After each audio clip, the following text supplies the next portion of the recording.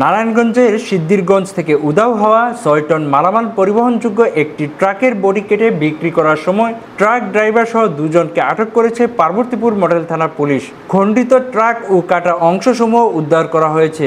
আটককৃতরা হলেন Rangpur city corporation এলাকার ৩৩ নং ওয়ার্ডের মহিগঞ্জ মহল্লার আমিরুল ইসলাম পুত্র ট্রাক ড্রাইভার সোহাগ ও পার্বতীপুর নগর মহল্লার আব্দুল কায়ুমের ছেলে ফেরদৌস। গত ২৫শে জুলাই শুক্রবার রাত ৮টায় পার্বতীপুরের হাই স্কুল মোড়ের ঢাকা কোচ স্ট্যান্ডে এই ঘটনাটি ঘটে। ট্রাক মালিক মাসুম রানা ও প্রত্যক্ষদর্শীরা জানায়, ড্রাইভার সোহাগ গত ২৩শে জুলাই ট্রাকটি নিয়ে উধাও হয়। তার কোনো খোঁজ খবর না পেয়ে মাসুম রানা সিদ্ধিরগঞ্জ থানায় সাধারণ ডায়েরি করেন। সেখানকার থানা পুলিশ ড্রাইভারের মোবাইল নম্বর ট্র্যাকিং করে পার্বতীপুর মডেল থানা পুলিশকে খবর দিলে পুলিশের অভিযানিক টিম শহরের নতুন বাজার এলাকায় থেকে ড্রাইভার সোহাগকে আটক করে ঢাকা কোচ স্ট্যান্ডে নিয়ে আসে। ওই সময় ফেরদৌসের নেতৃত্বে ট্রাকটির পেছনের বডির লোহার অংশসমূহ কেটে নিয়ে ভাঙ্গারি ব্যবসায়ী মাসুদ পারভেজের গোডাউন ঘরে নিয়ে যাওয়া হচ্ছিল। কিছু অংশ ওই গোডাউন ঘরে রাখাও হয়। পুলিশ চোরাই মালামাল সহ ফেরদৌসকে আটক করতে সক্ষম হলেও অন্যান্য অপরাধী ও ভাঙ্গারি ব্যবসায়ী মাসুদ পারভেজ সটকে পড়ায় তাদেরকে আটক করতে পারেনি।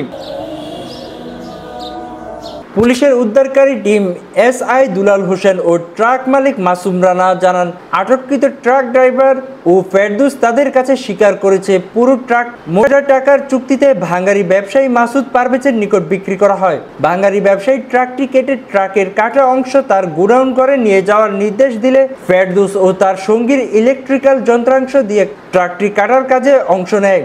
এদিকে স্থানীয় বিএনপির কয়েকজন নেতৃবৃন্দ ভাঙ্গারি ব্যবসায়ী মাসুদকে মামলায় না জড়ানোর জন্য জোর তদবির অব্যাহত রাখে।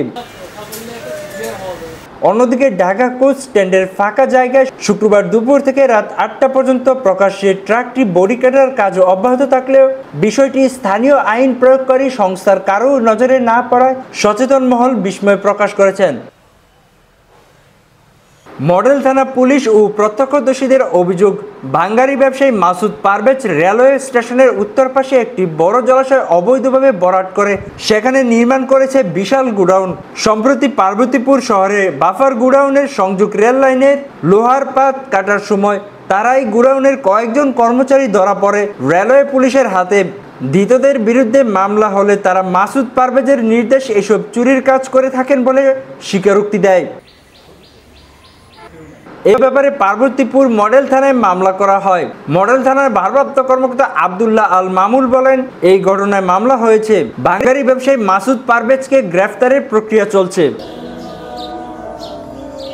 স্বাধীনতা টিভি বাংলা নিউজ ডেস্ক।